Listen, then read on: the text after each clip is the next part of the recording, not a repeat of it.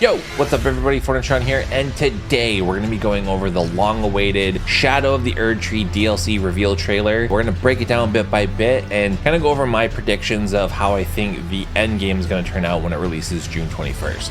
Let's get into it. Okay, so right off the bat here, we see that we start off in Mohg's palace and there's an NPC standing there. I feel like that could be Melina, but you'll hear dialogue from whoever this character is later on. And I feel like they're just gonna be waiting there as soon as the DLC is released. Kind of like how Gale was waiting in the church for the Ashes of Ariandel DLC. And it's kind of like our interaction with them that is gonna take us to this new area. So already we can recognize some of the scenery from that image that FromSoft showed us a year ago now, and this place looks incredible. And Miyazaki has already confirmed multiple times this is an entirely new map. Giving me Havel vibes, cool purple area. Some people are calling that another Renala.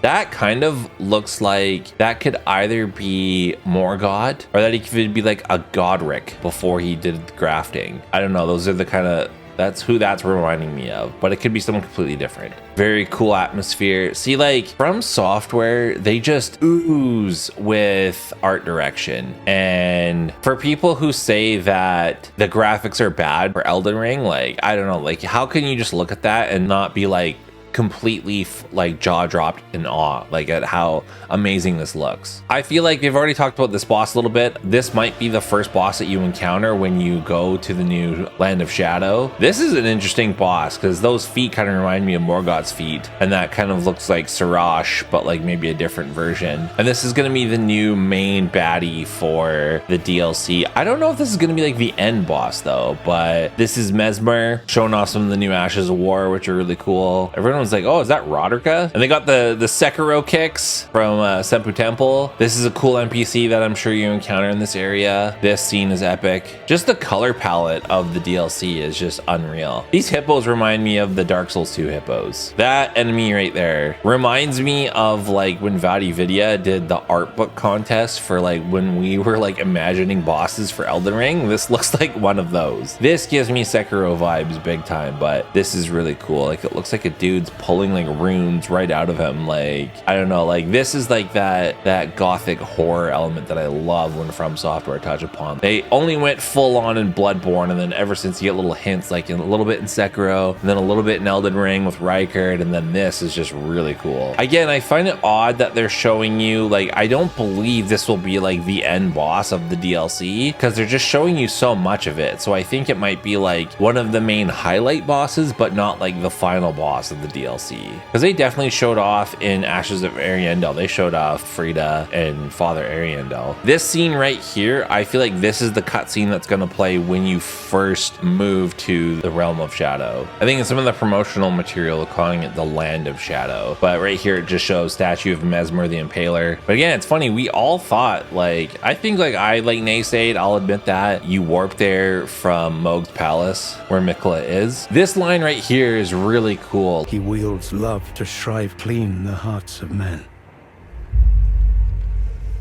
There is nothing more terrifying. Like how Miquella uses love to like control people, and it's like the scariest thing ever. And I think that is like a true telling of the character of Miquella. And was Miquella just like controlling Mohg to do their will that entire time? Was that all a farce? But Miyazaki said in an IGN interview and then also a Game Informer interview that the DLC is going to be roughly the same size, if not bigger, as Limgrave. And that's massive. Like that place is huge. It's really spread out though. So like if you include East and West Limgrave and then even like the Weeping Peninsula. But I feel like in some of the interview context there, they're talking about how they've like condensed it, or like they've kind of like changed like the open field format a little bit. And I think that's due to player feedback. I feel like that's due to a lot of players that get like super overwhelmed at like how open the open world was in Elden Ring. So I think they've just packed a lot into a smaller area, because they're saying that there's going to be 10 unique bosses, and there's, as with every DLC, there's new weapons, new abilities. They're saying that there's going to be 8 new classes of weapons, which is insane. So each class of weapon is like straight sword, dagger, curved sword, ultra great sword. So there's going to be 8 more classes of like different types of weapons, and there might be like fist and like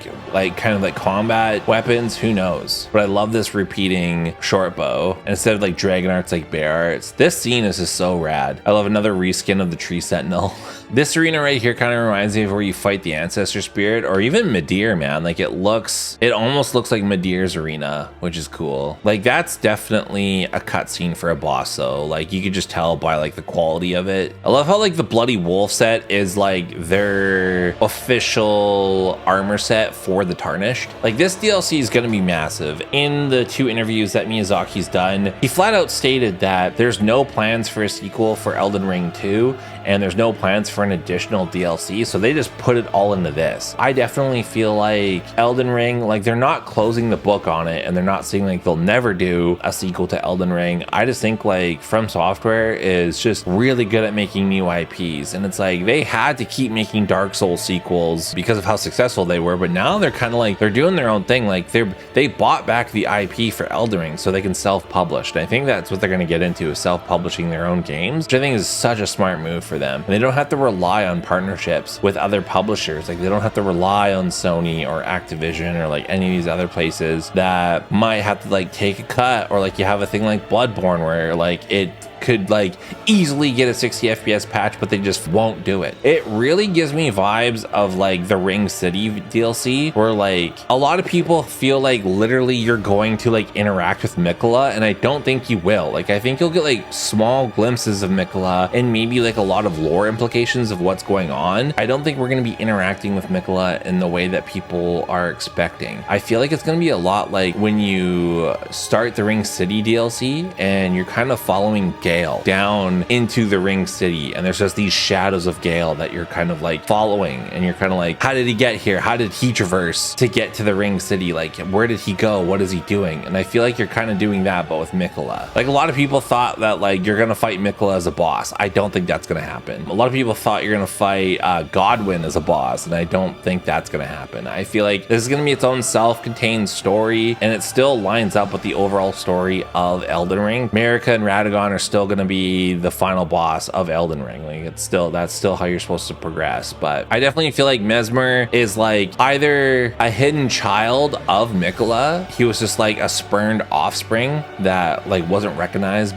as like the official heirs of Marika, and that's why like he's not mentioned at all in any of the history or lore. I think it's going to focus on that, or that might even be like, I don't know, like I've got a lot of crazy theories. That could even be Miquella, and they've just changed themselves, kind of like how Marika changed herself into Radagon. But that's a little bit far-fetched. I think it's just like an offspring that we haven't heard of. Like the red hair kind of gives it away, but we know that Miquella is a shapeshifter, so like that could be Miquella. Overall, like this DLC announcement was just like everything I was expecting and more. I was really happy that it's coming out in June and not like right away, because that does give breathing room to some great games that are coming out. So like Final Fantasy VII Rebirth, and then also Dragon's Dogma 2, both from Japanese developers. I thought that would be like kind of insulting if Elden Ring just like sneakily dropped the DLC and just like completely like exploded those release dates for those 2 games, because it would have an impact. I'm glad it's a few months ahead so we can all get our fill of those games and then really dive into Elden Ring DLC, because it's going to be insane.